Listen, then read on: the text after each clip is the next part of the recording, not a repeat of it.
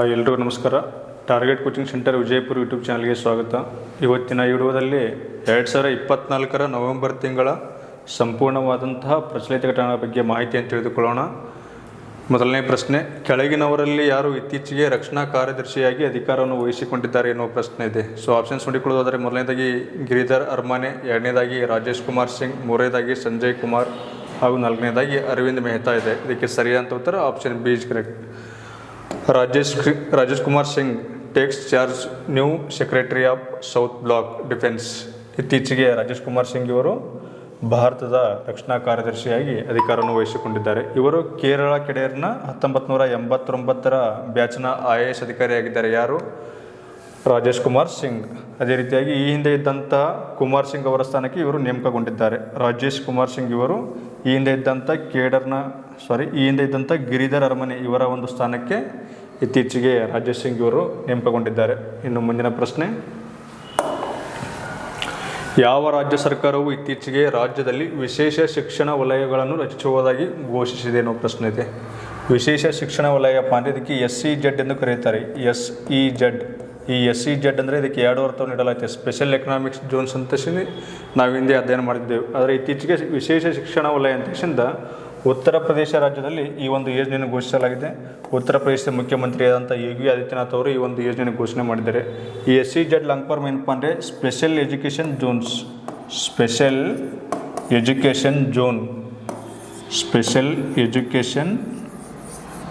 Zones ಎಂದು ಇತ್ತೀಚೆಗೆ ಉತ್ತರ ಪ್ರದೇಶದ ಮುಖ್ಯಮಂತ್ರಿಯಾದಂಥ ಯೋಗಿ ಆದಿತ್ಯನಾಥ್ ಇವರು ಘೋಷಣೆ ಮಾಡಿದ್ದಾರೆ. ಈ ಒಂದು ಯೋಜನೆಯ ಮುಖ್ಯವಾದಂತಹ ಉದ್ದೇಶ ಏನಪ್ಪ ಅಂದರೆ ಶಿಕ್ಷಣ ಮತ್ತು ಕೌಶಲ್ಯ ಅಭಿವೃದ್ಧಿ ಸಮಗ್ರ ಕೇಂದ್ರಗಳಾಗಿರುತ್ತದೆ ಹಾಗೂ ವಿದ್ಯಾರ್ಥಿಗಳಿಗೆ ಉನ್ನತ ಮಟ್ಟದ ಶಿಕ್ಷಣವನ್ನು ನೀಡುವುದು ಈ ಒಂದು ಯೋಜನೆಯ ಮುಖ್ಯವಾದ ಉದ್ದೇಶವಾಗಿದೆ. ಈ ಒಂದು ಯೋಜನೆಯನ್ನು ಉತ್ತರ ಪ್ರದೇಶದ ಮುಖ್ಯಮಂತ್ರಿ ಅಂತ ಯೋಗಿ ಆದಿತ್ಯನಾಥ್ ಇವರು ಉತ್ತರ ಪ್ರದೇಶ ರಾಜ್ಯದಲ್ಲಿ ಶಿಕ್ಷಣವನ್ನು ಉತ್ತೇಜಿಸಲು ಉತ್ತರ ಪ್ರದೇಶದ ಪ್ರಮುಖವಾದಂಥ 6 ಜಿಲ್ಲೆಗಳಲ್ಲಿ, ಆ 6 ಜಿಲ್ಲೆಗಳು ಯಾವಪ್ಪ ಅಂದರೆ ಮೊದಲನೇದಾಗಿ ಲಕ್ನೋ, ಎರಡನೇದಾಗಿ ಬುಂದೇಲ್ಖಂಡ್ ಹಾಗೂ ಮೂರನೇದಾಗಿ ಆಗ್ರಾ, ಗೌತಮ್ ಬುದ್ಧ ನಗರ್, ಈ ಒಂದು 6 ಜಿಲ್ಲೆಗಳಲ್ಲಿ ಈ ಒಂದು ವಿಶೇಷವಾದಂಥ ಸ್ಪೆಷಲ್ ಎಕನಾಮಿಕ್ಸ್ ಝೋನ್ ಎನ್ನುವಂಥ ಒಂದು ಯೋಜನೆಯನ್ನು ಜಾರಿಗೊಳಿಸಿದ್ದಾರೆ. ಇದು ಶಿಕ್ಷಣದ ಗುಣಮಟ್ಟತೆಗೆ ಸಂಬಂಧಿಸಿದೆ. ನೆಕ್ಸ್ಟ್ ಕ್ವೆಶನ್, ಭಾರತದ ಮೊದಲ ಅನ್ಲಾಕ್ ಬಾಹ್ಯಾಕಾಶ ಮಿಷನನ್ನು ಯಾವ ಸ್ಥಳದಲ್ಲಿ ಪ್ರಾರಂಭಿಸಲಾಗಿದೆ ಅನ್ನೋ ಪ್ರಶ್ನೆ ಇದೆ. ಆಪ್ಷನ್ಸ್ ನೋಡಿಕೊಳ್ಳುವುದಾದರೆ ಶ್ರೀಹರಿಕೋಟ, ಎರಡನೇದಾಗಿ ಬೆಂಗಳೂರು, ಮೂರನೇದಾಗಿ ಲೇಹ್ ಲಡಾಖ್ ಹಾಗೂ ನಾಲ್ಕನೇದಾಗಿ ಅಹಮದಾಬಾದ್ ಇದೆ. ಈ ಒಂದು ಪ್ರಶ್ನೆಗೆ ಸರಿಯಾದ ಉತ್ತರ ಆಪ್ಷನ್ ಸಿ ಇಸ್ ಕರೆಕ್ಟ್. ಯಾವುದು? ಲಡಾಖ್ನಲ್ಲಿರುವಂಥ ಲೇಹ್ನಲ್ಲಿ ಭಾರತದ ಮೊದಲ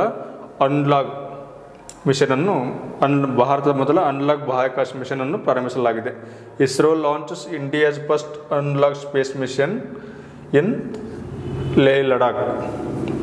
ಇದು ಭಾರತೀಯ ಬಾಹ್ಯಾಕಾಶ ಸಂಶೋಧನಾ ಸಂಸ್ಥೆಯಾದಂಥ ಇಸ್ರೋ ಇದರ ಪ್ರಸ್ತುತ ಮುಖ್ಯಸ್ಥರಾಗಿ S ಸೋಮನಾಥನ್ ಅವರು ಕಾರ್ಯನಿರ್ವಹಿಸುತ್ತಿದ್ದಾರೆ.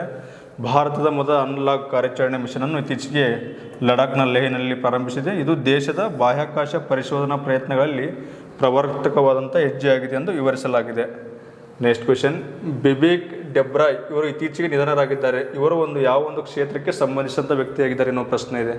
ಸೊ ಸ್ಪರ್ಧಾತ್ಮಕ ಪರೀಕ್ಷೆಯನ್ನು ಓದುವಂಥ ಪ್ರತಿಯೊಬ್ಬ ಅಭ್ಯರ್ಥಿಗಳಿಗೆ ಬಿಬೇಕ್ ಡೆಬ್ರಾಯ್ ಬಗ್ಗೆ ಮಾಹಿತಿ ಇರುತ್ತದೆ ಎಂದು ತಿಳಿದುಕೊಳ್ತೇನೆ.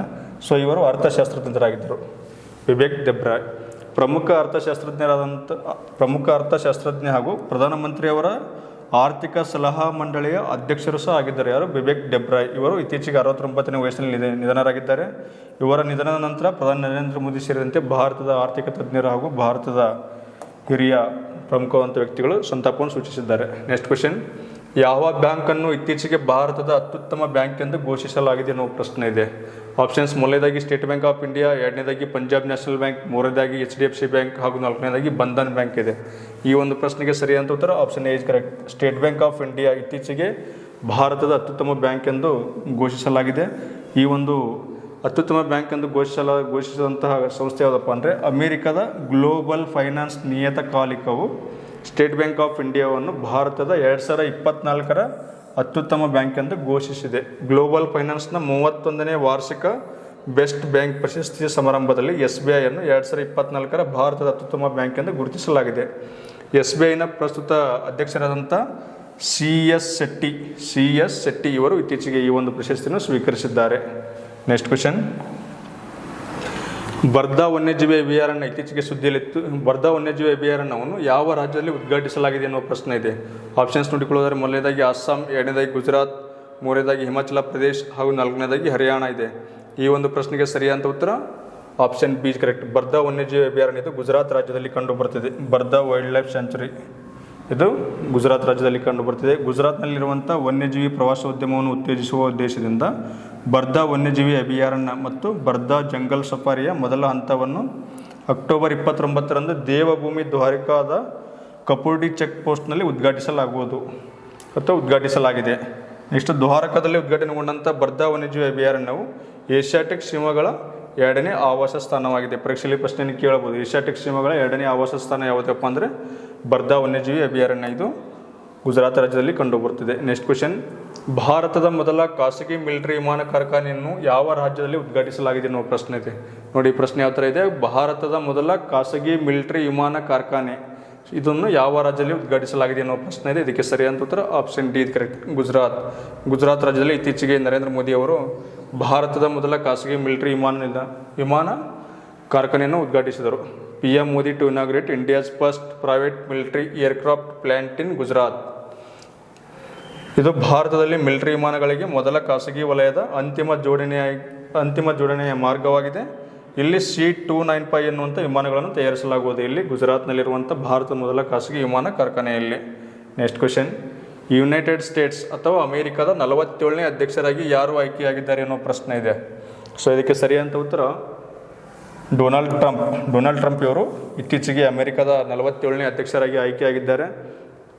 ಡೊನಾಲ್ಡ್ ಟ್ರಂಪ್ ಇವರು ಅಮೆರಿಕದ 47ನೇ ಅಧ್ಯಕ್ಷರಾಗಿ 270 ಮತಗಳ ಪಡೆಯುವ ಮೂಲಕ ಈ ಒಂದು ಅಧ್ಯಕ್ಷ ಸ್ಥಾನವನ್ನು ಅಲಂಕರಿಸಿದ್ದಾರೆ. ಇವರ ಜೊತೆಗೆ ಇವರ ಅಪೋಸಿಟ್ ಆಗಿ ಸೂತವರು ಯಾರಪ್ಪ ಅಂದರೆ ಕಮಲಾ ಹ್ಯಾರಿಸ್. ಇವರು ಭಾರತದ ಸಂಜಾತ ಪ್ರಜೆ ಆಗಿದ್ದಾರೆ. ಅಂದರೆ ಭಾರತದಲ್ಲಿ ಜನಿಸಿ ಅಮೆರಿಕದಲ್ಲಿ ವಾಸಿಸುವಂಥ ವ್ಯಕ್ತಿಯಾಗಿದ್ದಾರೆ ಕಮಲಾ ಹ್ಯಾರಿಸ್. ಇವರು ಬೇರೆ ಪಕ್ಷದಿಂದ ಸ್ಪರ್ಧಿಸಿದರು. ಆದರೆ ಡೊನಾಲ್ಡ್ ಟ್ರಂಪ್ ಇವರ ಅಪೋಸಿಟ್ ಗೆಲುವನ್ನು ಸಾಧಿಸಿದ್ದಾರೆ. ಡೊನಾಲ್ಡ್ ಟ್ರಂಪ್ ಇವರು 2ನೇ ಬಾರಿಗೆ ಅಮೆರಿಕದ ಅಧ್ಯಕ್ಷರಾಗಿದ್ದಾರೆ. ಡೊನಾಲ್ಡ್ ಟ್ರಂಪ್ ಅಮೆರಿಕದ ಅಧ್ಯಕ್ಷರ ಅವಧಿ ಎಷ್ಟಪ್ಪ ಅಂದರೆ 4 ವರ್ಷ. ಅಮೆರಿಕದ ಅಧ್ಯಕ್ಷರು ಎಷ್ಟು ಬಾರಿ ಆಯ್ಕೆ ಆಗಬಹುದು ಎಂದು ಪರೀಕ್ಷೆಯಲ್ಲಿ ಪ್ರಶ್ನೆ ಕೇಳ್ತಾರೆ. ಅಮೆರಿಕದ ಅಧ್ಯಕ್ಷರು ಕೇವಲ 2 ಬಾರಿ ಆಯ್ಕೆ ಆಗಬಹುದು. ನಮ್ಮ ಭಾರತದಲ್ಲಿ ಆ ಥರ ಇಲ್ಲ. ಅವರು ಸಾಯೋವರೆಗೂ ನಮ್ಮ ಭಾರತದಲ್ಲಿ ಪ್ರಧಾನಮಂತ್ರಿ ಒಂದು ಹುದ್ದೆಗೆ ಸ್ಪರ್ಧಿಸಬಹುದು. ಆದರೆ ಅಮೆರಿಕದಲ್ಲಿ ಕೇವಲ 2 ಬಾರಿ ಮಾತ್ರ ಇದೆ. 2 ಬಾರಿ ಇವರು ವಿನ್ನರ್ ಆದರೆ, 2 ಬಾರಿ ಅಧ್ಯಕ್ಷರಾದರೆ ಮುಂದಿನ ಬಾರಿ ಇವರು ಸ್ಪರ್ಧಿಸುವಂತಿಲ್ಲ ಎಂದು ಅಮೆರಿಕದಲ್ಲಿ ಸಂವಿಧಾನದ ಉಲ್ಲೇಖವಿದೆ. ನೆಕ್ಸ್ಟ್ ಕ್ವೆಶನ್, ಇತ್ತೀಚೆಗೆ ಯಾವ ಸಂಸ್ಥೆಯು ರಿವ್ಯೂ ಆಫ್ ಮ್ಯಾರಿಟೈಮ್ ಟ್ರಾನ್ಸ್ಪೋರ್ಟ್ 2024 ವರದಿಯನ್ನು ಬಿಡುಗಡೆ ಮಾಡಿದೆ ಎನ್ನುವ ಪ್ರಶ್ನೆ ಇದೆ. ಆಪ್ಷನ್ಸ್ ಮೊದಲನೇದಾಗಿ ವಿಶ್ವ ಬ್ಯಾಂಕ್, ಎರಡನೇದಾಗಿ ವಿಶ್ವಸಂಸ್ಥೆಯ ಅಭಿವೃದ್ಧಿ ಕಾರ್ಯಕ್ರಮ, ಮೂರನೇದಾಗಿ ವ್ಯಾಪಾರ ಮತ್ತು ಅಭಿವೃದ್ಧಿ ಕುರಿತು ವಿಶ್ವಸಂಸ್ಥೆಯ ಸಮ್ಮೇಳನ ಹಾಗೂ 4ನೇದಾಗಿ ಅಂತಾರಾಷ್ಟ್ರೀಯ ಹಣಕಾಸು ನಿಧಿ IMF ಇಂಟರ್ನ್ಯಾಷನಲ್ ಮಾನಿಟರಿ ಫಂಡ್ ಇದೆ. ಸೊ ಇದಕ್ಕೆ ಸರಿಯಾದ ಉತ್ತರ ಆಪ್ಷನ್ ಸಿ ಇಸ್ ಕರೆಕ್ಟ್. ವ್ಯಾಪಾರ ಮತ್ತು ಅಭಿವೃದ್ಧಿ ಕುರಿತ ವಿಶ್ವಸಂಸ್ಥೆಯ ಸಮ್ಮೇಳನ UNCTAD ಯುನೈಟೆಡ್ ಇತ್ತೀಚೆಗೆ ರಿವ್ಯೂ ಆಫ್ ಮ್ಯಾರಿಟೈಮ್ ಟ್ರಾನ್ಸ್ಪೋರ್ಟ್ 2024 ವರದಿಯನ್ನು ಬಿಡುಗಡೆ ಮಾಡಿದೆ. ನೆಕ್ಸ್ಟ್ ಕ್ವೆಶನ್, ಯಾವ ಅಂತಾರಾಷ್ಟ್ರೀಯ ಸಂಸ್ಥೆಯು ಇತ್ತೀಚೆಗೆ ಪಶ್ಚಿಮ ಬಂಗಾಳವನ್ನು ಪಾರಂಪರಿಕ ಪ್ರವಾಸೋದ್ಯಮಕ್ಕೆ ಉನ್ನತ ತಾಣವೆಂದು ಘೋಷಿಸಿದೆ ಅನ್ನೋ ಪ್ರಶ್ನೆ ಇದೆ. ನೋಡಿ ಪ್ರಶ್ನೆ, ಪಶ್ಚಿಮ ಬಂಗಾಳವನ್ನು ಪಾರಂಪರಿಕ ಪ್ರವಾಸೋದ್ಯಮಕ್ಕೆ ಉನ್ನತ ತಾಣವೆಂದು ಈ ಕೆಳಗಿನ ಯಾವ ಒಂದು ಸಂಸ್ಥೆ ಘೋಷಿಸಿದೆ ಅನ್ನೋ ಪ್ರಶ್ನೆ ಇದೆ. ಸೊ ಆಪ್ಷನ್ಸ್ ನೋಡಿ, ಈ ಒಂದು ಪ್ರಶ್ನೆಗೆ ಸರಿಯಾದ ಉತ್ತರ ಏನಪ್ಪ ಅಂದರೆ UNWTO ವಿಶ್ವಸಂಸ್ಥೆಯ ಪ್ರವಾಸೋದ್ಯಮ ಸಂಸ್ಥೆಯು ಇತ್ತೀಚೆಗೆ ಈ ಒಂದು ಪಶ್ಚಿಮ ಬಂಗಾಳವು ಇದು ಪ್ರವಾಸೋದ್ಯಮಕ್ಕೆ ಉನ್ನತವಾದಂಥ ತಾಣವೆಂದು ಘೋಷಿಸಿದೆ. ನೆಕ್ಸ್ಟ್ ಕ್ವೆಶನ್, ಇತ್ತೀಚೆಗೆ ನಂಬತುಂಬೋ ನಂದಿ ಇವರು ಯಾವ ಒಂದು ದೇಶದ ಮಹಿಳಾ ಅಧ್ಯಕ್ಷರಾಗಿ ಆಯ್ಕೆಯಾಗಿದ್ದಾರೆ ಎನ್ನುವ ಪ್ರಶ್ನೆ ಇದೆ. ಇದಕ್ಕೆ ಸರಿಯಾದ ಉತ್ತರ ಆಪ್ಷನ್ ಸಿ ಕರೆಕ್ಟ್. ನಮಿಬಿಯಾ ದೇಶದ ಅಧ್ಯಕ್ಷರಾಗಿ ಆಯ್ಕೆಯಾಗಿದ್ದಾರೆ. ನೆಕ್ಸ್ಟ್ ಕ್ವೆಶನ್, 2024 ವರ್ಷದ ಆಕ್ಸ್ಫರ್ಡ್ ಪದವಾಗಿ ಯಾವ ಒಂದು ಪದವನ್ನು ಆಯ್ಕೆ ಮಾಡಲಾಗಿದೆ ಎನ್ನುವ ಪ್ರಶ್ನೆ ಇದೆ. ಪ್ರತಿ ವರ್ಷ ಆಕ್ಸ್ಫರ್ಡ್ನಿಂದ ಪ್ರತಿ ವರ್ಷ ಒಂದು ಪದವನ್ನು ಆಯ್ಕೆ ಮಾಡಲಾಗುತ್ತದೆ. ಈ 2024 ಪದವಾಗಿ ಬ್ರೈನ್ ರಾಟ್ ಎನ್ನುವಂಥ ಪದವನ್ನು ಆಯ್ಕೆ ಮಾಡಲಾಗಿದೆ. 2024 ಆಕ್ಸ್ಫರ್ಡ್ ಪದ ಏನಪ್ಪ ಅಂದರೆ ಬ್ರೈನ್ ರಾಟ್. ನೆಕ್ಸ್ಟ್ ಕ್ವೆಶನ್, ಯಾವ ರಾಜ್ಯ ಅಥವಾ ಕೇಂದ್ರಾಡಳಿತ ಪ್ರದೇಶ ಅಂತಾರಾಷ್ಟ್ರೀಯ ಗೀತಾ ಮಹೋತ್ಸವ 2024 ಅತಿಥೇಯವಾಗಿರುವಂಥ ನಗರವಾಗಿದೆ ಅಥವಾ ರಾಜ್ಯವಾಗಿದೆ ಅನ್ನೋ ಪ್ರಶ್ನೆ ಇದೆ. ಇದಕ್ಕೆ ಸರಿಯಾದ ಉತ್ತರ ಆಪ್ಷನ್ ಸಿ ಕರೆಕ್ಟ್. ಹರಿಯಾಣದ ರಾಜ್ಯಪಾಲರಾದಂಥ ಬಂಡಾರು ದತ್ತಾತ್ರೇಯ ಅವರು ಇತ್ತೀಚೆಗೆ ಹರಿಯಾಣದಲ್ಲಿರುವಂಥ ಕುರುಕ್ಷೇತ್ರದಲ್ಲಿ ಡಿಸೆಂಬರ್ 5, 2024ರಂದು ಅಂತಾರಾಷ್ಟ್ರೀಯ ಗೀತಾ ಮಹೋತ್ಸವವನ್ನು ಉದ್ಘಾಟಿಸಿದರು. ಈ ಹಬ್ಬವು ಶ್ರೀಮದ್ ಭಗವದ್ಗೀತೆಯ ಜನ್ಮವನ್ನು ಆಚರಿಸುತ್ತದೆ ಎಂದು ಉಲ್ಲೇಖಿಸುತ್ತದೆ. ಯಾಕಂದರೆ ಅಲ್ಲಿ ಮಹಾಭಾರತ ಯುದ್ಧ ನಡೆದಿತ್ತು, ಇಲ್ಲಿ ಕುರುಕ್ಷೇತ್ರದಲ್ಲಿ. ಆ ಸಮಯದಲ್ಲಿ ಶ್ರೀಕೃಷ್ಣ ಅರ್ಜುನಿಗೆ ಸಂದೇಶವನ್ನು ನೀಡುತ್ತಿರ್ತಾನೆ. ಹೀಗಾಗಿ ಇದು ಮಹಾಭಾರತ ಭಗವದ್ಗೀತೆ ಜನ್ಮವನ್ನು ಆಚರಿಸುತ್ತದೆ. ಅದೇ ರೀತಿಯಾಗಿ ಈ ವರ್ಷವು ಈ ಒಂದು ಸಮ್ಮೇಳನಕ್ಕೆ ತಾಂಜಾನಿಯಾವು ವಿದೇಶಿ ಪಾಲುದಾರ ರಾಷ್ಟ್ರವಾಗಿದೆ.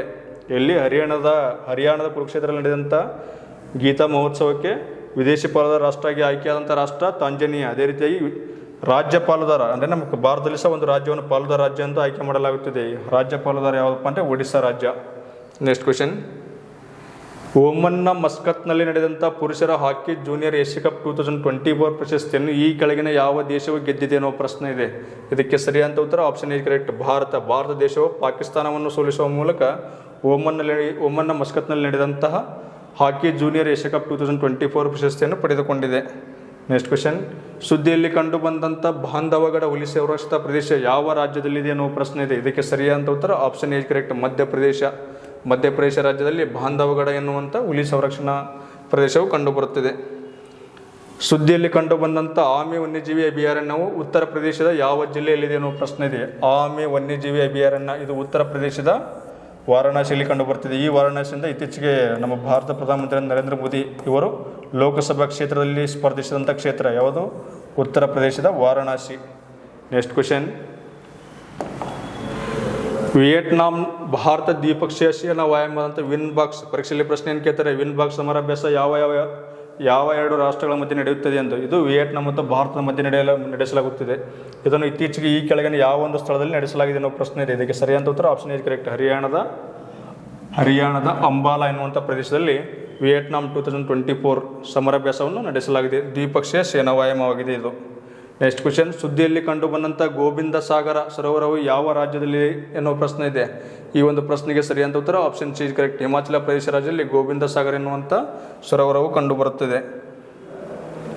ಸೊ ಈ ಎಲ್ಲ ಪ್ರಶ್ನೆಗಳಿಗೆ ಸಂಪೂರ್ಣವಾದಂಥ ವಿವರಣೆ ನಮ್ಮ ಟಾರ್ಗೆಟ್ ಕೋಚಿಂಗ್ ಸೆಂಟರ್ ಟೆಲಿಗ್ರಾಮ್ ಚಾನಲಲ್ಲಿ ಪ್ರತಿದಿನ ಪ್ರಚಲಿತ ಘಟನೆಗಳನ್ನು ಅಪ್ಲೋಡ್ ಮಾಡಲಾಗುತ್ತಿದೆ. ಆ ಒಂದು ಪ್ರಚಲಿತ ಘಟನೆಗಳ PDF-ನಲ್ಲಿ ಈ ಒಂದು ಪ್ರಶ್ನೆಗಳ ಸಂಪೂರ್ಣವಾದ ಮಾಹಿತಿ ಹಾಗೂ ವಿವರಣೆಗಳು ಎಲ್ಲ ಇದೆ. ಇದರಲ್ಲಿ ಕೇವಲ ಪರೀಕ್ಷಾ ದೃಷ್ಟಿಯಿಂದ ಮುಖ್ಯವಾದಂಥ ಈ ಒಂದು ಪ್ರಚಲಿತ ಘಟನೆಗಳ MCQ ಹಾಗೂ ನೇರವಾದ ಪ್ರಶ್ನೆಗಳ ಉತ್ತರಗಳನ್ನು ಮಾತ್ರ ಈ ಒಂದು ವಿಡಿಯೋದಲ್ಲಿ ನೀಡಲಾಗುತ್ತಿದೆ. ಸೊ ಸಂಪೂರ್ಣವಾದ ಮಾಹಿತಿ ಹಾಗೂ ಸಂಪೂರ್ಣವಂಥ ಪ್ರಚಲಿತ ಘಟನೆಗಳಿಗಾಗಿ ನಮ್ಮ ಟೆಲಿಗ್ರಾಮ್ ಚಾನಲಲ್ಲಿರುವಂಥ ಮಂತ್ಲಿ ಕರೆಂಟ್ ಅಫೇರ್ಸ್ PDF-ಅನ್ನು ಡೌನ್ಲೋಡ್ ಮಾಡ್ಕೊಳ್ಳಿ, ಹಾಗೆ ಪ್ರಿಂಟ್ ತಗೊಂಡು ಓದ್ಕೋಬೋದು. ನೆಕ್ಸ್ಟ್ ಕ್ವೆಶನ್, 2026ರವರೆಗೆ ಯಾವ ದೇಶವನ್ನು ಅಂತಾರಾಷ್ಟ್ರೀಯ ಸೌರ ಒಕ್ಕೂಟದ ಇಂಟರ್ನ್ಯಾಷನಲ್ ಸೋಲಾರ್ ಅಲಯನ್ಸ್ನ ಅಧ್ಯಕ್ಷರಾಗಿ ಆಯ್ಕೆ ಮಾಡಲಾಗಿದೆ ಅನ್ನೋ ಪ್ರಶ್ನೆ ಇದೆ. ಇದಕ್ಕೆ ಸರಿಯಾದ ಉತ್ತರ ಭಾರತವು 2026ರವರೆಗೆ ಇಂಟರ್ನ್ಯಾಷನಲ್ ಸೋಲಾರ್ ಅಲಯನ್ಸ್ನ ಅಧ್ಯಕ್ಷರಾಗಿ ಆಯ್ಕೆಯಾಗಿದೆ. ಅದೇ ರೀತಿಯಾಗಿ ಸಹ ಅಧ್ಯಕ್ಷರಾಗಿ ಫ್ರಾನ್ಸ್ ದೇಶವು ಆಯ್ಕೆಯಾಗಿದೆ. ಈ ಇಂಟರ್ನ್ಯಾಷನಲ್ ಸೋಲಾರ್ ಅಲಯನ್ಸ್ನ ಕೇಂದ್ರ ಕಚೇರಿ ಇರುವುದು ಹರಿಯಾಣದ ಗುರುಗ್ರಾಮ್ನಲ್ಲಿದೆ. ನೆಕ್ಸ್ಟ್ ಕ್ವೆಶನ್, ವಿಶ್ವ boxing federation super feather weight ವಿಶ್ವ ಪ್ರಶಸ್ತಿಯನ್ನು ಯಾವ ಭಾರತೀಯ ಬಾಕ್ಸರ್ ಗೆದ್ದಿದ್ದಾರೆ ಎನ್ನುವ ಪ್ರಶ್ನೆ ಇದೆ. ಇದಕ್ಕೆ ಸರಿಯಾದಂಥ ಉತ್ತರ option D correct, Mandeep Jangra ಇವರು ವಿಶ್ವ boxing federation super feather weight ವಿಶ್ವ ಪ್ರಶಸ್ತಿಯನ್ನು ಪಡೆದುಕೊಂಡಿದ್ದಾರೆ. ನೆಕ್ಸ್ಟ್ ಕ್ವೆಶನ್, ಆಕ್ರಮಣಕಾರಿ ಜಾತಿಯಾದ ಶೆನ್ನಾ ಸ್ಪೆಕ್ಟಾಬಿಲಿಸ್ ಅನ್ನು ಯಾವ ರಾಜ್ಯದ ಕಾಡುಗಳಿಂದ ನಿರ್ಮೂಲನೆ ಮಾಡಲಾಗುತ್ತಿದೆ ಎನ್ನುವ ಪ್ರಶ್ನೆ ಇದೆ. ಆಕ್ರಮಣಕಾರಿ ಜಾತಿ ಇದು ಶೆನ್ನಾ ಸ್ಪೆಕ್ಟಾಬಿಲಿಸ್, ಇದನ್ನು ತಮಿಳುನಾಡು ರಾಜ್ಯದ ಕಾಡುಗಳಿಂದ ನಿರ್ಮೂಲನೆ ಮಾಡಲಾಗುತ್ತಿದೆ. ನೆಕ್ಸ್ಟ್ ಕ್ವೆಶನ್, ಚೀನಾದ ಜಂಕ್ಷನ್ನಲ್ಲಿರುವಂಥ ನಡೆದ ವಿಶ್ವ ಸಾಫ್ಟ್ ಟೆನ್ನಿಸ್ ಚಾಂಪಿಯನ್ಶಿಪ್ನಲ್ಲಿ ತನುಶ್ರೀ ಪಾಂಡೆ ಅವರು ಯಾವ ಒಂದು ಪದಕವನ್ನು ಪಡೆದುಕೊಂಡಿದ್ದಾರೆ ಎನ್ನುವ ಪ್ರಶ್ನೆ ಇದೆ. ತನುಶ್ರೀ ಪಾಂಡೆ ಇವರು ಭಾರತದವರಾಗಿದ್ದಾರೆ. ಇವರು ಈ ಒಂದು ಚೀನಾದ ಜಿಂಗ್ಸ್ನಲ್ಲಿ ನಡೆದಂಥ ಸಾಫ್ಟ್ ಟೆನ್ನಿಸ್ ಚಾಂಪಿಯನ್ಶಿಪ್ನಲ್ಲಿ ಬೆಳ್ಳಿಯ ಪದಕವನ್ನು ಪಡೆದುಕೊಂಡಿದ್ದಾರೆ. ಚೀನಾದ ಜಿಂಗ್ಶಾನ್ನಲ್ಲಿ ನಡೆದಂಥ ವಿಶ್ವ ಸಾಫ್ಟ್ ಟೆನ್ನಿಸ್ ಚಾಂಪಿಯನ್ಶಿಪ್ನಲ್ಲಿ ಭಾರತದ ತನುಶ್ರೀ ಪಾಂಡೆ ಇವರು ಬೆಳ್ಳಿ ಪದಕವನ್ನು ಪಡೆದುಕೊಂಡಿದ್ದಾರೆ. ಇವರು 21 ವರ್ಷದೊಳಗಿನ ಮಹಿಳಾ ಸಿಂಗಲ್ಸ್ ಫೈನಲ್ನಲ್ಲಿ ಚೈನೀಸ್ನ ತೈಪೆಯ ಚಿಯಾಂಗ್ಮಿನ್ ವಿರುದ್ಧ 3-4 ಅಂತರದಲ್ಲಿ ಸೋತರು. ಹೀಗಾಗಿ ಇವರು ಬೆಳ್ಳಿ ಪದಕವನ್ನು ಪಡೆದುಕೊಂಡಿದ್ದಾರೆ. ಅದೇ ರೀತಿಯಾಗಿ ಸೆಮಿಫೈನಲ್ನಲ್ಲಿ ತನುಶ್ರೀ ತನ್ನ ಜಪಾನ್ ಎದುರಾಳಿ ವಿರುದ್ಧ ಜಯವನ್ನು ಸಾಧಿಸಿದರು. ಅದೇ ರೀತಿಯಾಗಿ ಅವರು ಕ್ವಾರ್ಟರ್ ಫೈನಲ್ನಲ್ಲಿ ಚೀನಾದ ಆಟಗಾರ್ತಿಯನ್ನು 4-3 ಅಂಕಗಳಿಂದ ಸೋಲಿಸಿದರು. ಆದರೆ ಫೈನಲ್ನಲ್ಲಿ ಚೀನಾದ ತೈಪೆಯ ಚಿಯಾಂಗ್ ಮಿನ್ ಇವರ ವಿರುದ್ಧ ಸೋಲನ್ನು ಅನುಭವಿಸಿ ಬೆಳ್ಳಿಯ ಪದಕವನ್ನು ಪಡೆದುಕೊಂಡು ತೃಪ್ತರಾಗಿದ್ದಾರೆ. ನೆಕ್ಸ್ಟ್ ಕ್ವೆಶನ್, ಕೇಂದ್ರ ಸಚಿವ ಸಂಪುಟ ಇತ್ತೀಚೆಗೆ ಅನುಮೋದಿಸಿದ PM ವಿದ್ಯಾಲಕ್ಷ್ಮಿ ಯೋಜನೆಯು ಯಾವ ಒಂದು ಉದ್ದೇಶವನ್ನು ಹೊಂದಿದೆ? ಸೊ ಪರೀಕ್ಷೆಯಲ್ಲಿ ಈ ಯೋಜನೆಗಳ ಮೇಲೆ ಪ್ರಶ್ನೆ ಕೇಳ್ತಿರ್ತಾರೆ. PM ವಿದ್ಯಾಲಕ್ಷ್ಮಿ ಯೋಜನೆ, ಈ ಒಂದು ಯೋಜನೆ ಮುಖ್ಯವಂತ ಉದ್ದೇಶ ಏನಪ್ಪ ಅಂದರೆ ಗುಣಮಟ್ಟದ ಉನ್ನತ ಶಿಕ್ಷಣಕ್ಕಾಗಿ ಪ್ರತಿಭಾವಂತ ವಿದ್ಯಾರ್ಥಿಗಳಿಗೆ ಹಣಕಾಸು ನೆರವನ್ನು ನೀಡಲು PM ವಿದ್ಯಾಲಕ್ಷ್ಮಿ ಅನ್ನೋಂಥ ಒಂದು ಯೋಜನೆಯನ್ನು ಜಾರಿಗೆ ತೊಗೊಂಡು ಬಂದಿದ್ದಾರೆ. ಯಾರು ಜಾರಿಗೆ ತೊಗೊಂಡ್ಬಂದಾರಪ್ಪ ಅಂದರೆ ಕೇಂದ್ರ ಸರ್ಕಾರದಿಂದ. ನೆಕ್ಸ್ಟ್ ಕ್ವೆಶನ್, ಸಿಯಾ ಬುಡಕಟ್ಟು ಯಾವ ದೇಶದ ಸ್ಥಳೀಯ ಬುಡಕಟ್ಟಾಗಿದೆ ಅನ್ನೋ ಪ್ರಶ್ನೆ ಇದೆ. ಇದಕ್ಕೆ ಸರಿಯಾದ ಉತ್ತರ ಇಂಡೋನೇಷ್ಯಾ. ಬುಡಕಟ್ಟು ಮೇಲೆ ಇತ್ತೀಚೆಗೆ ನಡೆದಂಥ ಪರೀಕ್ಷೆಯಲ್ಲಿ ಬಹಳಷ್ಟು ಪ್ರಶ್ನೆ ಕೇಳ್ತಾರೆ. ನಿನ್ನೆ ನಡೆದಂಥ PDOದಲ್ಲಿ ಸಹ ಬುಡಕಟ್ಟು ಮೇಲೆ ಒಂದು ಪ್ರಶ್ನೆ ಕೇಳಿದರು. ಈ ಸಿಯಾ ಬುಡಕಟ್ಟು ಇದು ಇಂಡೋನೇಷ್ಯಾ ದೇಶದಲ್ಲಿ ಕಂಡುಬರುತ್ತದೆ. ನೆಕ್ಸ್ಟ್ ಕ್ವೆಶನ್, ಜಿಂಬಾಬ್ವೆ ದೇಶವು ಇತ್ತೀಚೆಗೆ ಉಡಾವಣೆ ಮಾಡಿದ ಜಿಮ್ಸ್ಯಾಟ್-2 ಯಾವ ರೀತಿಯ ಉಪಗ್ರಹವಾಗಿದೆ ಅನ್ನೋ ಪ್ರಶ್ನೆ ಇದೆ. ಜಿಮ್ಸ್ಯಾಟ್-2 ಇದು ಕಡಿಮೆ ಭೂಮಿಯ ವೀಕ್ಷಣಾ ಉಪಗ್ರಹವಾಗಿದೆ. ಜಿಮ್ಸ್ಯಾಟ್-2 ಅನ್ನು ಉಪಗ್ರಹಣೆ ಮಾಡಿದಂಥ ದೇಶ ಯಾವುದಪ್ಪ ಅಂದರೆ ಜಿಂಬಾಬ್ವೆ. ಇದು ಕಡಿಮೆ ಭೂಮಿಯ ವೀಕ್ಷಣಾ ಉಪಗ್ರಹವಾಗಿದೆ. ನೆಕ್ಸ್ಟ್ ಕ್ವೆಶನ್, ಯಾವ ರಾಜ್ಯ ಸರ್ಕಾರವು ಇತ್ತೀಚೆಗೆ ಪೊಲೀಸ್ ಮಹಾನಿರ್ದೇಶಕರನ್ನು ನೇಮಕ ಮಾಡಲು ಹೊಸ ನಿಯಮಗಳನ್ನು ಪರಿಚಯಿಸಿದೆ ಅನ್ನೋ ಪ್ರಶ್ನೆ ಇದೆ. ಸೊ ಆಪ್ಷನ್ಸ್: ಮೊದಲನೇದಾಗಿ ಉತ್ತರ ಪ್ರದೇಶ, ಎರಡನೇದಾಗಿ ಬಿಹಾರ್, ಮೂರನೇದಾಗಿ ಹರಿಯಾಣ ಹಾಗೂ ನಾಲ್ಕನೇದಾಗಿ ಪಂಜಾಬ್ ಇದೆ.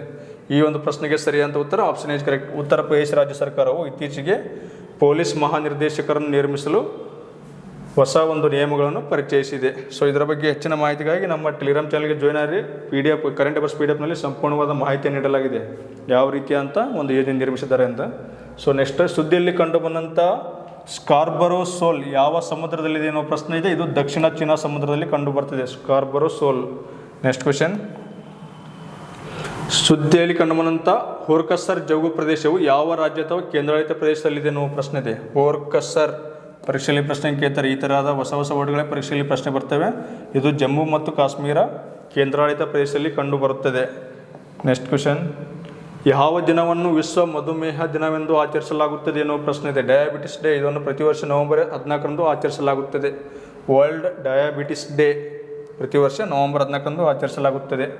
ನೆಕ್ಸ್ಟ್ ಕ್ವೆಶನ್, 66ನೇ ಅಖಿಲ ಭಾರತ ಕಾಳಿದಾಸ ಉತ್ಸವವನ್ನು ಎಲ್ಲಿ ಆಯೋಜಿಸಲಾಗಿದೆ ಎನ್ನುವ ಪ್ರಶ್ನೆ ಇದೆ. ಅಖಿಲ ಭಾರತ ಕಾಳಿದಾಸ 66ನೇ ಉತ್ಸವವನ್ನು ಇತ್ತೀಚೆಗೆ ಮಧ್ಯಪ್ರದೇಶ ರಾಜ್ಯದಲ್ಲಿ ಆಚರಿಸಲಾಗಿದೆ. ಯಾವ ರಾಜ್ಯ? ಮಧ್ಯಪ್ರದೇಶ ರಾಜ್ಯದಲ್ಲಿ ಇತ್ತೀಚೆಗೆ 66ನೇ ಕಾಳಿದಾಸ ಮಹೋತ್ಸವವನ್ನು ಆಚರಿಸಲಾಗಿದೆ. ನೆಕ್ಸ್ಟ್ ಕ್ವೆಶನ್,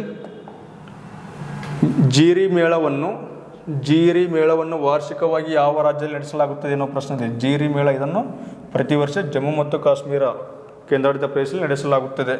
ನೆಕ್ಸ್ಟ್ ಕ್ವೆಶನ್, ವಾಯು ಮಾಲಿನ್ಯವನ್ನು ಎದುರಿಸಲು ಯಾವ ರಾಜ್ಯ ಅಥವಾ ಕೇಂದ್ರಾಡಳಿತ ಪ್ರದೇಶವು ಇತ್ತೀಚೆಗೆ graded response action plan third ಎನ್ನುವಂಥ ಅಥವಾ GRAP ಅನ್ನು ಜಾರಿಗೊಳಿಸಿದೆ ಎನ್ನುವ ಪ್ರಶ್ನೆ ಇದೆ. ಇದಕ್ಕೆ ಸರಿಯಾದ ಉತ್ತರ ನವದೆಹಲಿಯಲ್ಲಿ ವಾಯು ಮಾಲಿನ್ಯ ದಿನದಿಂದ ದಿನಕ್ಕೆ ಇದರ ಮಟ್ಟವನ್ನು ಹೆಚ್ಚಾಗುತ್ತಿದೆ. ಹೀಗಾಗಿ ಅದನ್ನು ನಿಯಂತ್ರಿಸಲು ಈ ಒಂದು ಯೋಜನೆಯನ್ನು ಪ್ರಾರಂಭಿಸಲಾಗಿದೆ. ನೆಕ್ಸ್ಟ್ ಕ್ವೆಶನ್, ಒಡಿಸ್ಸಾದ 24 ಸುನಾಮಿ ಪೀಡಿತ ಕರಾವಳಿ ಗ್ರಾಮಗಳನ್ನು ಸುನಾಮಿ ಸಿದ್ಧ ಎಂದು ಯಾವ ಸಂಸ್ಥೆಯು ಇತ್ತೀಚೆಗೆ ಗುರುತಿಸಿದೆ ಅನ್ನೋ ಪ್ರಶ್ನೆ ಇದೆ. ಈ ಒಂದು ಪ್ರಶ್ನೆಗೆ ಸರಿಯಾದ ಉತ್ತರ option is correct. UNESCO inter government oceanographic. Next question, ಯಾವ ದೇಶವು ತನ್ನ ಸಂಯೋಜಿತ ಅಂಟೇನಾ ವ್ಯವಸ್ಥೆ ಯೂನಿಕಾರ್ನ್ ಅನ್ನು ಭಾರತೀಯ ಹಡಗುಗಳಿಗೆ ಒದಗಿಸಲು ಒಪ್ಪಿಕೊಂಡಿದೆ ಅನ್ನೋ ಪ್ರಶ್ನೆ ಇದೆ. ಈ ಒಂದು ಪ್ರಶ್ನೆಗೆ ಸರಿಯಾದ ಉತ್ತರ ಆಪ್ಷನ್ ಕರೆಕ್ಟ್. ಜಪಾನ್ ದೇಶವು ತನ್ನ ಸಂಯೋಜಿತ ಅಂಟೇನಾ ಸಿಸ್ಟಮ್ ಯೂನಿಕಾರ್ನ್ ಅನ್ನು ಭಾರತೀಯ ನೌಕಾಡುಗಳಿಗೆ ಒದಗಿಸಲು ಒಪ್ಪಿಕೊಂಡಿದೆ. ಯೂನಿಕಾರ್ನ್ ಎಂದರೆ ಯೂನಿಫೈಡ್ ಕಾಂಪ್ಲೆಕ್ಸ್ ರೇಡಿಯೋ ಅಂಟೇನಾ ಮತ್ತು ಇದು ಒಂದು ಶಂಕುವಿನಾಕಾರ ರಚನೆಯಾಗಿದ್ದು ಯುದ್ಧ ನೌಕೆಗಳಲ್ಲಿ ಅಂಟೇನಾಗಳನ್ನು ಹೊಂದಿದೆ. ಇದು ನೌಕಾ ವೇದಿಕೆಗಳನ್ನು ರಹಸ್ಯ ಗುಣಲಕ್ಷಣಗಳನ್ನು ಹೆಚ್ಚಿಸಲು ಈ ಒಂದು ವ್ಯವಸ್ಥೆಯನ್ನು ವಿನ್ಯಾಸಗೊಳಿಸಲಾಗಿದೆ. ನೆಕ್ಸ್ಟ್ ಕ್ವೆಶನ್, ಸ್ಪೇಸ್ ಎಕ್ಸ್, ಇದು ಎಲಾನ್ ಮಸ್ಕ್ ಅವರ ಕಂಪನಿಯಾಗಿದೆ. ಈ ಸ್ಪೇಸ್ ಎಕ್ಸ್ನ ಫಾಲ್ಕನ್ 9 ರಾಕೆಟ್ನಿಂದ ಉಡಾವಣೆಗೊಂಡಂಥ ಭಾರತದ GSAT-10 ಅಥವಾ GSAT-20 ಯಾವ ರೀತಿಯ ಉಪಗ್ರಹವಾಗಿದೆ ಅನ್ನೋ ಪ್ರಶ್ನೆ ಇದೆ. ಈ GSAT ಅಥವಾ ಈ ಫಾಲ್ಕನ್ ಮೇಲೆ ನೆಕ್ಸ್ಟ್ ಪರೀಕ್ಷೆಯಲ್ಲಿ ಒಂದು ಪ್ರಶ್ನೆ ಪರೀಕ್ಷೆ ಬರುವಂಥ ಚಾನ್ಸ್ ಜಾಸ್ತಿ ಇದೆ. ಇದರ ಬಗ್ಗೆ ಸಂಪೂರ್ಣವಾದ ಮಾಹಿತಿ ತಿಳ್ಕೋರೆ. ಈ ಒಂದು ಉಪಗ್ರಹ GSAT ಉಪಗ್ರಹ ಇದು ಸಂವಹನ ಉಪಗ್ರಹವಾಗಿದೆ. ಯಾವ ರೀತಿ ಉಪಗ್ರಹ ಅಂದರೆ ಸಂವಹನ ಉಪಗ್ರಹ. ನೆಕ್ಸ್ಟ್ ಕ್ವೆಶನ್, 2024ರಲ್ಲಿ ರಾಷ್ಟ್ರೀಯ ಭದ್ರತಾ ಮಂಡಳಿಯ ಸೆಕ್ರೆಟರಿಯೇಟ್ ಉದ್ಘಾಟಿಸಿದ ಸೈಬರ್ ಸೆಕ್ಯೂರಿಟಿ ವ್ಯಾಯಾಮದ ಹೆಸರೇನು ಎನ್ನುವ ಪ್ರಶ್ನೆ ಇದೆ. ಇದಕ್ಕೆ ಸರಿಯಾದ ಉತ್ತರ ಆಪ್ಷನ್ ಎ, ಭಾರತ ರಾಷ್ಟ್ರೀಯ ಸೈಬರ್ ಭದ್ರತಾ ವ್ಯಾಯಾಮ ಅಥವಾ ಭಾರತ್ NCX 2024. ನೆಕ್ಸ್ಟ್ ಕ್ವೆಶನ್, ಯಾವ ಸಚಿವಾಲಯವು PM ಇಂಟರ್ನ್ಶಿಪ್ ಯೋಜನೆಯನ್ನು ಜಾರಿಗೊಳಿಸಿದೆ ಎನ್ನುವ ಪ್ರಶ್ನೆ ಇದೆ. ಈ ಒಂದು ಪ್ರಶ್ನೆಗೆ ಸರಿಯಾದ ಉತ್ತರ option D is correct. Corporate ವ್ಯವಹಾರಗಳ ಸಚಿವಾಲಯವು ಇತ್ತೀಚೆಗೆ PM ಇಂಟರ್ನ್ಶಿಪ್ ಎನ್ನುವಂಥ ಒಂದು ಯೋಜನೆಯನ್ನು ಪ್ರಾರಂಭಿಸಿದೆ. ಇದು ಯಾವ ಕೇಂದ್ರ ಸರ್ಕಾರದಲ್ಲಿರುವಂಥ ಒಂದು ಯೋಜನೆ ಆಗಿದೆ.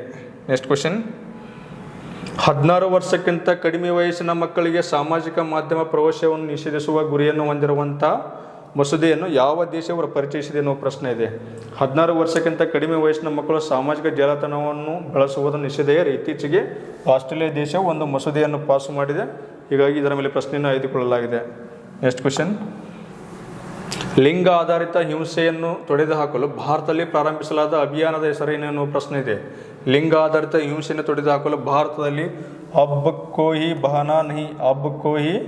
ಬಹನಾ ನಹಿ ಅನ್ನುವಂಥ ಒಂದು ಯೋಜನೆಯನ್ನು ಪ್ರಾರಂಭಿಸಲಾಗಿದೆ. ನೆಕ್ಸ್ಟ್ ಕ್ವಶನ್, ಇತ್ತೀಚೆಗೆ ಸುದ್ದಿಯಲ್ಲಿ ಕಂಡ ಅಷ್ಟಮುಡಿಕೆರೆ ಇದು ಯಾವ ರಾಜ್ಯದಲ್ಲಿದೆ ಎನ್ನುವ ಪ್ರಶ್ನೆ ಇದೆ. ಇದು ಅಷ್ಟಮುಡಿಕೆರೆ ಇದು ಕೇರಳ ರಾಜ್ಯದಲ್ಲಿ ಕಂಡು ಬರುತ್ತದೆ. ಎಲ್ಲಿ? ಅಷ್ಟಮುಡಿಕೆರೆ ಇದು ಕೇರಳ ರಾಜ್ಯದಲ್ಲಿ ಕಂಡು ಬರುತ್ತದೆ. ನೆಕ್ಸ್ಟ್ ಕ್ವಶನ್,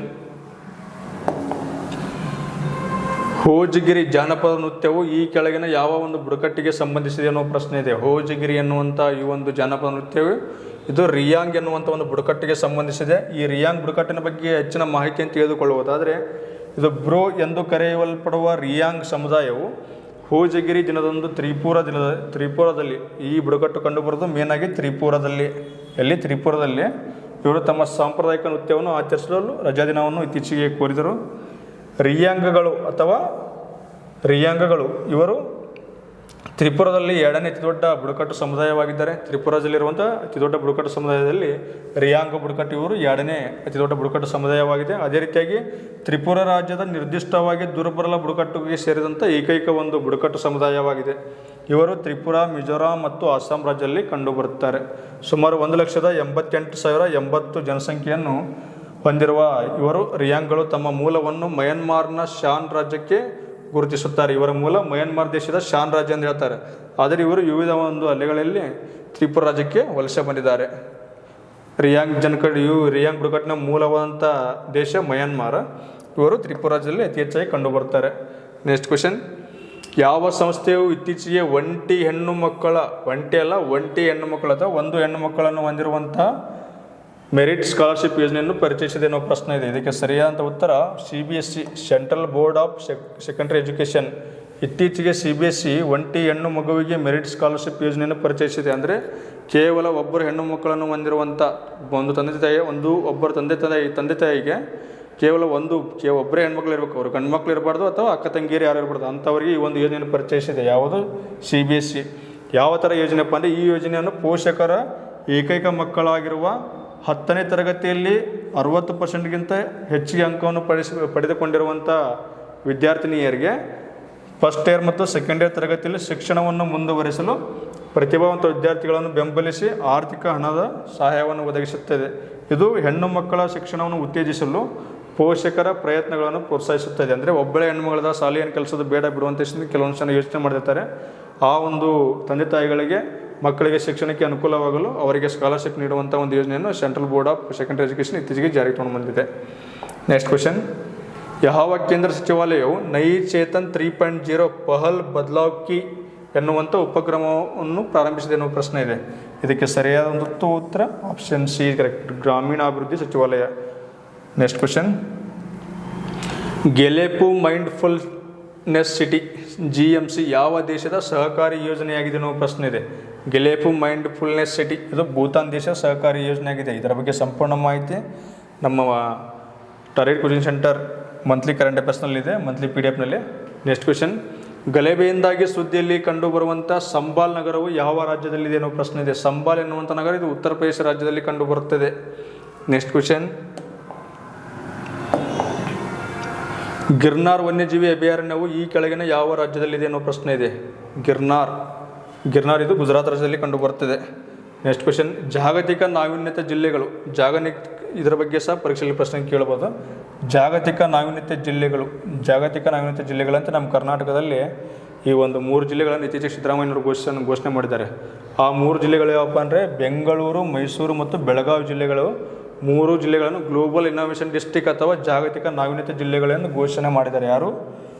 ನಮ್ಮ ಕರ್ನಾಟಕದ ಮುಖ್ಯಮಂತ್ರಿ ಅಂದರೆ ಸಿದ್ದರಾಮಯ್ಯ ಅವರು. ಇವು ಭಾರತದ ಮೊದಲ GCC ಅಂದರೆ GCC ನೀತಿಯೊಂದಿಗೆ ಜಾಗತಿಕ ಸಾಮರ್ಥ್ಯ ಕೇಂದ್ರಗಳನ್ನು ಬೆಂಬಲಿಸಲು ಕರ್ನಾಟಕ CM ಸಿದ್ದರಾಮಯ್ಯ ಅವರು ಬೆಂಗಳೂರು, ಮೈಸೂರು, ಬೆಳಗಾವಿಯಲ್ಲಿ 3 ಗ್ಲೋಬಲ್ ಇನೋವೇಷನ್ ಡಿಸ್ಟ್ರಿಕ್ಟ್ಗಳನ್ನು ಘೋಷಣೆ ಮಾಡಿದ್ದಾರೆ. ಬೆಂಗಳೂರು ಟೆಕ್ ಶೃಂಗಸಭೆಯ BTS 27ನೇ ಆವೃತ್ತಿಯಲ್ಲಿ 3 ದಿನಗಳ ಟೆಕ್ ಕಾನ್ಕ್ಲೇವನ್ನು ರಾಜ್ಯ ಸರ್ಕಾರದ ಎಲೆಕ್ಟ್ರಾನಿಕ್ಸ್ ಮತ್ತು IT/BT ಇಲಾಖೆ ಆಯೋಜಿಸಿದೆ. ಎಲ್ಲಿ BTS ಬೆಂಗಳೂರು ಟೆಕ್ ಸಮಿಟ್ ಇದು ಬೆಂಗಳೂರಲ್ಲಿ ನಡೆದಿದೆ. ಈ ಒಂದು ಇವೆಂಟ್ಗೆ ಆಸ್ಟ್ರೇಲಿಯಾ ದೇಶವನ್ನು ಅಧಿಕೃತ ಪಾಲುದಾರ ದೇಶವಾಗಿದ್ದಾರೆ. ಈ ಒಂದು ಇವೆಂಟ್ನಲ್ಲಿ ಅಧಿಕೃತ ಪಾಲುದಾರ ಆಗಿರುವಂಥ ರಾಷ್ಟ್ರ ಯಾವುದಪ್ಪ ಅಂದರೆ ಆಸ್ಟ್ರೇಲಿಯಾ. ಇದಿಷ್ಟು ವಿಡಿಯೋದಲ್ಲಿನ ಮಾಹಿತಿ. ಸೊ ಈ ವಿಡಿಯೋದಲ್ಲಿ ಎಲ್ಲ ಪ್ರಶ್ನೆಗಳಿಗೆ ಸಂಪೂರ್ಣವಾದ ವಿವರಣೆ ನೀಡಲಾಗಿಲ್ಲ. ಯಾಕಂದರೆ ನಮ್ಮ ಟಾರ್ಗೆಟ್ ಕೋಚಿಂಗ್ ಸೆಂಟರಲ್ಲಿ ಪ್ರತಿದಿನ ಪರೀಕ್ಷೆ ಘಟಕಗಳಲ್ಲಿ ಸಂಪೂರ್ಣವಾದ ಮಾಹಿತಿಯನ್ನು ಅಪ್ಲೋಡ್ ಮಾಡಲಾಗ್ತಿದೆ ಟೆಲಿಗ್ರಾಮ್ ಚಾನಲಲ್ಲಿ. ಅಲ್ಲಿ ಜಾಯ್ನ್ ಆಗಿ ಸಂಪೂರ್ಣವಾದಂಥ ಪ್ರತಿದಿನ ಪರೀಕ್ಷೆ ಘಟಕಗಳ ಬಗ್ಗೆ ಮಾಹಿತಿಯನ್ನು ತೆಗೆದುಕೊಳ್ಳಿ. ಅದೇ ರೀತಿಯಾಗಿ ಮಂತ್ಲಿ PDF ಅನ್ನು ಸಹ ನಮ್ಮ ಟೆಲಿಗ್ರಾಮ್ ಚಾನಲಲ್ಲಿ ಅಪ್ಲೋಡ್ ಮಾಡಲಾಗಿದೆ. ಸೊ ಹೆಚ್ಚಿನ ಮಾಹಿತಿಗಾಗಿ ಏನಾದರೂ ಈ ಒಂದು ಕರೆಂಟ್ ಅಫೇರ್ಸ್ ಅಥವಾ ನಮ್ಮ ಕ್ಲಾಸ್ನ ತರಗತಿ ಬಗ್ಗೆ ಮಾಹಿತಿಯನ್ನು ಬೇಕಾದರೆ ಈ ಒಂದು ಸಂಖ್ಯೆ ಕರೆ ಮಾಡಿರಿ 9900667411. ಧನ್ಯವಾದಗಳು.